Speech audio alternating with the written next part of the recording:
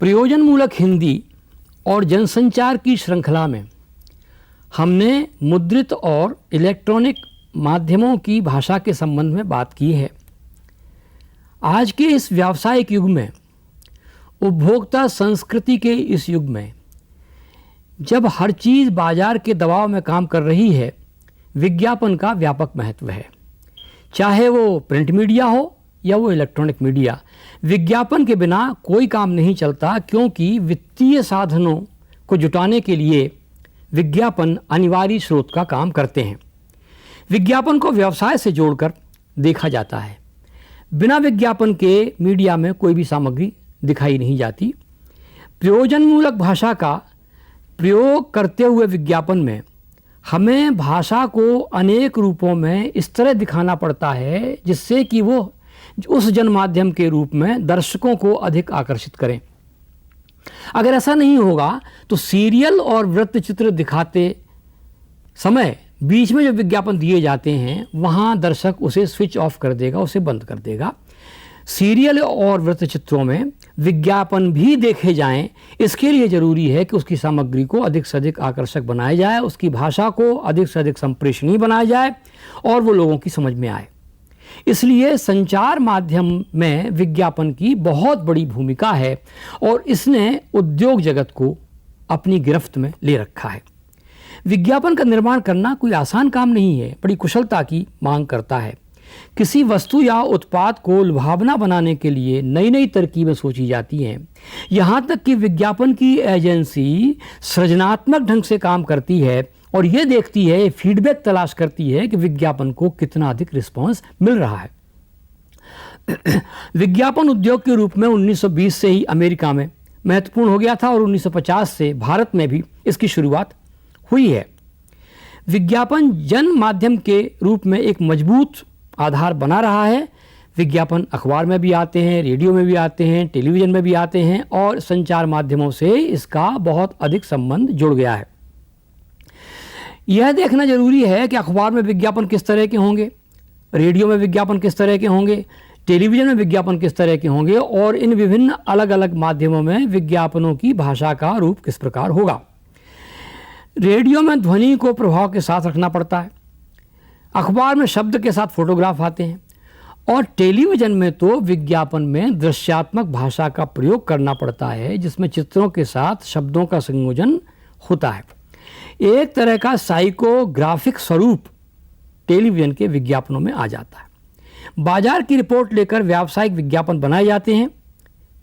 शब्द और चित्र इसमें अलग अलग नहीं रह सकते। साथ ही विज्ञापनों में टेलीविज़न में विशेष रूप से एक नाटकीयता की बहुत ज़रूरत है और उसकी भाषा भी इस प्रकार की हो जिससे कि वो एक उत्पाद को दूसरे उत्पाद से बेहतर साबित करने में सफल हो। जैसे कि कहा जाए, ए दिल मांगे मोर। अब यहाँ मोर का मतलब अधिक है, यह अंग्रेजी का शब्द है लेकिन इसमें एक संगीतात्मकता है और इसलिए टेलीविज़न में इसका प्रयोग किया गया है। विज्ञापन में भाषा का प्रयोग इस प्रकार होता है कि कला और व्यवसाय दोनों का ही उसमें समन्वय हो जाता है। रेडियो से जुड़े ब्रॉडकास्टिंग कमर्शियल का सारा संदेश शब्दों, संगीत और ध्वनि प्रभावों में होता है। उसमें मानसिक चित्रों की रचना करना पड़ती है। टेलीविज़न के कमर्शियल में तो सब दृश्य रूप में सामने आते हैं और भाषा का एक अलग रूप ही निर्मित होता है। विज्ञापन में वही भाषा सफल है जो बिक्री की ताकत बढ़ाने की शक्ति रखे और उसका अर्थ इतना सरल हो कि वह शब्द सीधे सीधे दर्शकों, पाठकों और श्रोताओं तक पहुंच जाए। यही कारण है कि रेडियो के विज्ञापन बातचीत के रूप में होते हैं। छोटे छोटे वाक्यों का उसमें प्रयोग किया जाता है। बड़े वाक्यों के बीच कुछ अंतराल रखना पड़ता है। यदि दृश्य चित्र को रेडियो पर प्रसारित करना हो तो इस तरह के शब्दों का प्रयोग करना पड़ता है जिससे चित्र सामने आ जाए। विज्ञापन तो बिक्री के विचार से जन्म लेते हैं। अगर उसकी भाषा ऐसी बनाए जिससे विज्ञापन का असर कम हो जाए तो फिर उसे बनाने के लिए उचित वित्तीय राशि नहीं मिलती। इसलिए लेखक को विज्ञापन लुभावने बनाना चाहिए, दृश्यात्मक हो वो और भाषा का इस तरह प्रयोग हो कि उससे एक प्रकार के सौंदर्य की अनुभूति हो, उससे अभिरुचि जागृत हो और लोगों का ध्यान आकर्षित हो। जब तक किसी विज्ञापन में भाषा के जरिए इन सब बातों का समावेश नहीं होगा तब तक वे लोगों के दिमाग में जीवित नहीं रहेंगे। एक विज्ञापन है, यही है राइट चॉइस बेबी। इसमें भाषा का कोई ध्यान नहीं रखा गया। अंग्रेजी के शब्द भी आ गए हैं, राइट चॉइस आ गया है, बेबी भी अंग्रेजी का है, यही है हिंदी का है। लेकिन इस विज्ञापन में अगर इस मिलीजुली भाषा की जगह हम केवल हिंदी में रखेंगे या अंग्रेजी में रखेंगे तो उसका प्रभाव घट जाएगा। हम फिर कह देंगे यही है सही चयन बच्ची, तो उसका कोई प्रभाव नहीं गिरेगा। या हम कह देंगे this is right choice baby, तब भी उसका प्रभाव नहीं गिरेगा। इस तरह कई विज्ञापन तो इस तरह के होते हैं जो अंग्रेजी हिंदी में मिलाने के बाद ही जिनका प्रभाव पड़ता है। विज्ञापन की एक कॉपी बनाना पड़ती है और ये ध्यान रखना पड़ता है कि साहित्य की रचना से विज्ञापन की रचना अलग होती है। यद्यपि साहित्य में जो संगीत होता है उसका आजकल के विज्ञापनों में प्रयोग करने लगे हैं। समाचार पत्रों में विज्ञापन लिखना रेडियो और टेलीविज़न में विज्ञापन लिखने से अधिक आसान है क्योंकि शब्द सामने आते हैं। इलेक्ट्रॉनिक मीडिया में समय का बड़ा महत्व है। कम से कम समय में विज्ञापन बनाना एक महत्वपूर्ण बात है। समय के अनुसार विज्ञापन में पैसे देना पड़ते हैं, एक सृजनात्मक योजना बनाना पड़ती है। कई बार तो एक वाक्य को कई बार हम दोहराते हैं उस विज्ञापन में, तब उस विज्ञापन का असर बढ़ता है।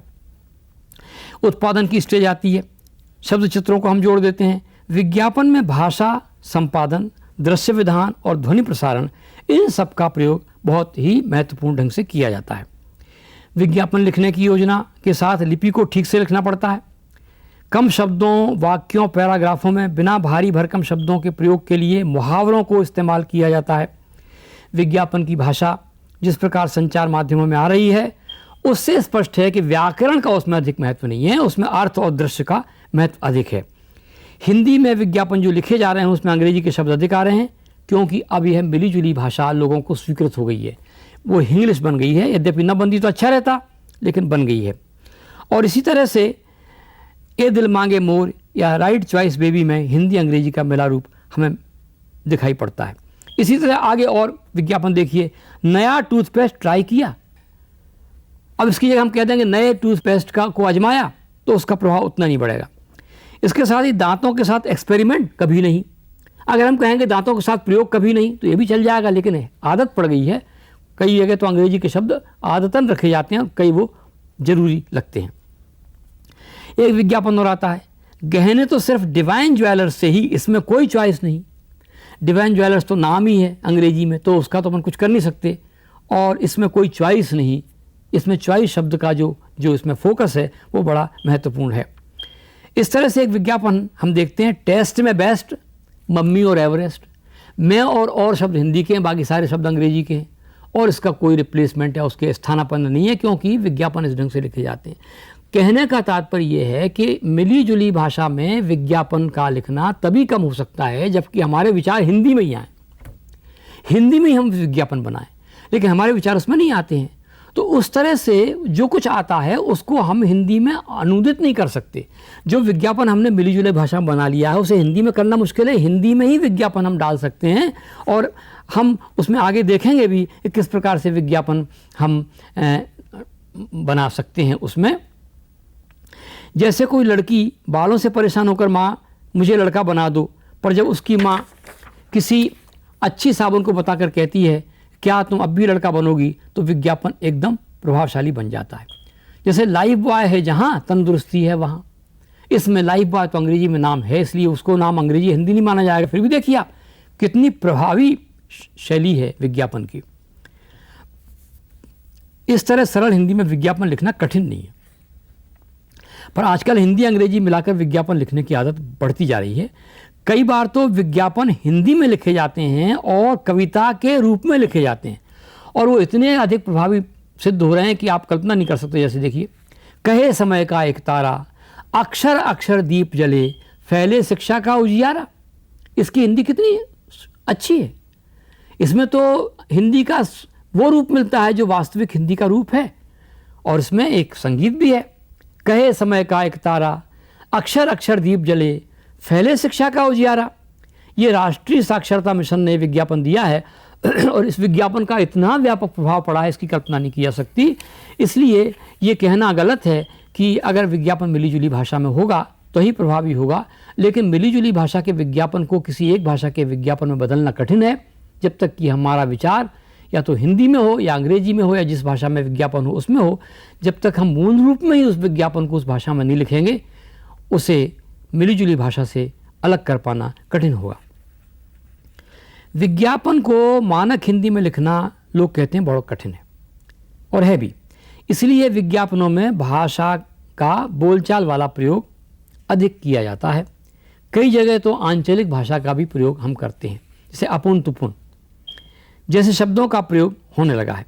उर्दू और हिंदी को तो अलग अलग करना कठिन है, क्योंकि देखा जाए तो उर्दू हिंदी को अगर लिपियां अलग अलग नहीं हो तो अलग अलग भाषा माननी कठिन है। हमने पिछले भाषणों में कहा है कि हिंदी उर्दू को मिलाकर हिर्दू बन जाती है, और जब उर्दू अरबी की जगह नागरी लिपि में लिखी जाती है तो उसके 90% शब्द तो हिंदी के ही लगते हैं। लिपि का अंतर न हो तो इन भाषाओं में अंतर नहीं होता। अंग्रेजी के शब्दों को जो बहुत प्रचलित हैं, लेने में बुराई नहीं है, लेकिन ज़बरदस्ती अंग्रेजी शब्दों को भरने से वो कठिन हो जाते हैं, और तो विज्ञापन कम से कम गांव के लोगों के लिए समझ में नहीं आते। तो विज्ञापन ऐसा हो जो हमारे दिमाग में अपनी जगह बना ले, उसमें दृश्य ऐसा हो, भाषा ऐसी हो कि वो विज्ञापन एक चेहरे के रूप में हमारे सामने आ जाए। विज्ञापन में अभिनय का भी विशेष महत्व हो गया आजकल, गीत संगीत का भी हो गया। खास तौर से टेलीविज़न के विज्ञापन में अभिनय का बड़ा महत्व हो गया। कई विज्ञापन तो इस तरह लगते हैं जैसे डॉक्यूमेंट्री या वृत्तचित्र की तरह हो, वो लंबे भी होते हैं, कई बार समझ में भी नहीं आता इस विज्ञापन में कहाँ है कुछ, क्योंकि दृश्य के बाद दृश्य इतने बदल दिए जाते हैं और भाषा का इतना कम प्रयोग किया जाता है कि कई लोगों को समझ में नहीं आते हैं। ऐसा नहीं होना चाहिए। वास्तव में विज्ञापन में दृश्यों के साथ भाषा का तालमेल बनाकर रखना चाहिए। रेडियो और टेलीविज़न के सारे कार्यक्रम विज्ञापन से जुड़े रहते हैं। अखबार के पन्ने भी विज्ञापनों से भरे रहते हैं। बड़े बड़े विज्ञापनों के लिए अखबार में सामग्री हटा दी जाती है। टेलीविज़न में तो बीच में कमर्शियल ब्रेक आता ही है, ब्रेक के बाद, अंतराल के बाद। और कई बार तो मैंने देखा है कि लोकप्रिय कार्यक्रम आ रहा होगा तो 15 मिनट का कार्यक्रम 15 मिनट आएगा उसमें विज्ञापन। इन दोनों विज्ञापनों की भाषा में अंग्रेजी और हिंदी के साथ हिंदी के आंचलिक शब्द भी प्रयोग में आ रहे हैं। ताजगी का अनोखा नया एहसास, इसमें लय भी नहीं मिली और विज्ञापन बन गया। अब उसको बहुत ढंग से वो रखेंगे, उसको उच्चारण भी ढंग से करेंगे। अंग अंग लिरिल की ताजगी भरी तरंग, नया लिरिल ताजगी का साबुन, ताजगी का अनोखा नया एहसास, इस तरह अभिनय करके उसे बोला जाएगा। ये विज्ञापन इस तरह के अधिक प्रभाव डाल नहीं पाते, क्योंकि विज्ञापन है तो बिना तुक का हो या तुक का हो, बिना लय का हो या लय का हो। इसमें तुक हो तो अधिक असर छोड़ेगी। जैसे आप भी अपना वक्त और ईंधन बचाइए, घर में यूनाइटेड प्रेशर कुकर लाइए, ये ऐसा बोलेंगे आप, अच्छा हो जाएगा। और इसमें अधिकतर हिंदी ही है। यूनाइटेड प्रेशर कुकर तो अंग्रेजी में नाम ही प्रोडक्ट का, तो उत्पाद का नाम ही अंग्रेजी में, तो उसकी तो हिंदी हो नहीं सकती। तो ये इसको हम मिला जुला विज्ञापन नहीं मानेंगे, इसको हम मानेंगे कि ये तो हिंदी का ही विज्ञापन है। आजकल विज्ञापन लेखन के क्षेत्र में भी लोग आगे आ रहे हैं। आप भी विज्ञापन लिख सकते हैं ये सब सीख करके। क्यों? कि विज्ञापन लिखने में भी आजकल पैसा बहुत मिलने लगा है। यहाँ तक कि सीरियल से अधिक पैसा विज्ञापन लिखने में मिल रहा है। क्योंकि सीरियल तो लोग देखेंगे, विज्ञापन तभी देखेंगे जबकि वो अधिक आकर्षक होगा। विज्ञापन के फीडबैक भी लिए जाते हैं, कौन सा विज्ञापन लोग अधिक देख रहे हैं, कौन सा विज्ञापन आते समय लोग टीवी बंद कर रहे हैं, ये सब फीडबैक पहुंच जाता है। विज्ञापनों में तरह तरह की टेक्निक भी आ रही है। कई दृश्य इस प्रकार के दिए जाते हैं कि भाषा से अधिक चलते हैं। वो भाषा में उतनी रफ्तार नहीं होती जितनी दृश्यों में रफ्तार होती है, लेकिन भाषा ठहरी हुई होकर भी रफ्तार वाली होती है। एक ही भाषा का, एक ही वाक्य का अनेक बार प्रयोग किया जाता है। जैसे कितनी बार मैंने फ़ोन लगाया, कितनी बार मैंने फ़ोन लगाया, कितनी बार मैंने फ़ोन लगाया, इस तरह की भाषा का प्रयोग भी किया जाता है। और कई बार तो कठिन शब्दों को इस तरह प्रस्तुत किया जाता है कि वो बोलचाल के बन जाते से क्या आप संतुष्ट हैं? संतुष्ट, संतुष्ट तो एकदम से कठिन उच्चारण होते हुए भी सरल हो जाता है। और फिर आगे होता है विश करो, डिश करो। विश भी अंग्रेजी का, डिश भी अंग्रेजी का, करो हिंदी का, संतुष्ट हिंदी का। तो ये भी कहना गलत है कि साहब हिंदी कठिन इसलिए बोली नहीं जाती। कठिन से कठिन शब्दों को आप प्रचलन में ला सकते हैं विज्ञापनों के माध्यम से। अगर हिंदी का चैनल है तो उसमें हिंदी के विज्ञापन आ सकते हैं, आप लोग बना सकते हैं। दोनों शब्द अंग्रेजी के हैं, उसे संगीत को जोड़कर नया प्रभाव उत्पन्न कर लिया गया है। इस तरह विज्ञापन में बोलचाल और संवाद की भाषा में ये पता ही नहीं लगता है कि किन भाषाओं के शब्दों को मिलाकर विज्ञापन बना है, क्योंकि अंग्रेजी के भी हमारी माध्यम है। अंग्रेजी भी हमारी वैसी हो गई है जैसी हिंदी हो गई है। दोनों भाषाएं इतनी घुल मिल गई हैं कि हिंदी अंग्रेजी में अंतर ही पता नहीं पड़ता। कई बार तो वाक्य के वाक्य अंग्रेजी में और हिंदी में बोलते चले जाते हैं। ये एक समस्या हमारे साथ हमारे देश में आ गई है। शब्द किसी भी भाषा के हों पर देखने या सुनने वालों को पता लग जाता है कि किस भाषा में दिए जाने वाला विज्ञापन है। इसलिए प्रयोजन मूलक हिंदी की दृष्टि से विज्ञापन की भाषा मानक तो नहीं होती, इस तरह प्रशासनिक भाषा होती है, लेकिन वो बोलचाल का मानक जरूर होती है। और इसलिए बोलचाल के मानक को ही हम एक तरह से संचार माध्यमों में प्रयोजन मूलक हिंदी के रूप में सामने ला सकते हैं। हम ये मान सकते हैं कि ये मानक भाषा है जो हमारे प्रयोजन में, हमारे उद्देश्य में हमारे काम आ रही है। तो उसका कोई ऐसा मानक रूप नहीं होता है, उसका तो बोलचाल का रूप ही एक मानक रूप बन जाता है। तो बोलचाल का मानक विज्ञापन में आता है और लिखित का मानक जो आता है वो प्रशासनिक शब्दावली में आता है। विज्ञापन की भाषा में व्याकरण, ये शुद्ध भाषा है क्या शुद्ध है, ये वाक्य सही है कि गलत है, इस तरह की बात करने वाले विज्ञापन नहीं लिख सकते। विज्ञापन को तो एक नई भाषा ही ईजाद करना है, वह उपभोक्ता संस्कृति से जुड़ी होगी। शब्द के प्रयोग का अपना मनोविज्ञान उसमें होगा जो उपभोक्ता को ध्यान में रखकर बनाया होगा। अतः विज्ञापन की भाषा का मुख्य आधार है प्रभाव। तो विज्ञापन में देखना पड़ेगा कि भाषा के इस्तेमाल की दृष्टि से ऐसा ना हो कि एक वाक्य में विज्ञापन का प्रभाव अधिक हो गया हो और दूसरे वाक्य में विज्ञापन का प्रभाव लिखने की दृष्टि से गलत हो गया हो, उसमें वो जो लय है वो ना बची हो। इस तरह भाषा में निर्वाह हो तो विज्ञापन सदाबहार हो सकता है। सदाबहार में अब नई बहार, ब्रुक बॉन्ड रेड लेबल चाय, बेजोड़ चाय किफ़ायती दाम, इसका असर अधिक नहीं होगा। अगर आप इस तरह लिख दें ब्रुक बॉन्ड रेड लेबल चाय लाई नई बहार, इसमें है ताजगी ढेर सारा प्यार, बेजोड़ चाय ताजगी लाए, इस तरह विज्ञापन बना दें। तो विज्ञापन लेखक को बड़ी सावधानी से काम करना पड़ता है, उसमें इस तरह की भाषा का प्रयोग करना पड़ता है जिसमें संगीत और लय हो, तो वो अधिक प्रभावी होती है, क्योंकि व्यक्ति संवाद सुनता है लेकिन वो एक लय में भी रहता है। विज्ञापनों का संसार लगातार बढ़ रहा है, पैसे कमा रहे हैं लोग उपभोक्ता संस्कृति में। जितनी देर सीरियल में लगती है उतनी देर के विज्ञापन भी आते हैं। एनिमेशन का प्रयोग भी करने लगे हैं लोग बाग, एनिमेटेड भी आने लगे हैं विज्ञापन, रो बना देते हैं विज्ञापन में, एक एनिमेटेड फिल्म बना देते हैं विज्ञापन में। और उसको समझने के लिए हमको एक प्रतीकात्मक भाषा का प्रयोग करना पड़ता है। भाषा को हटा दिया जाए विज्ञापनों से तो विज्ञापन समझ में नहीं आएगा।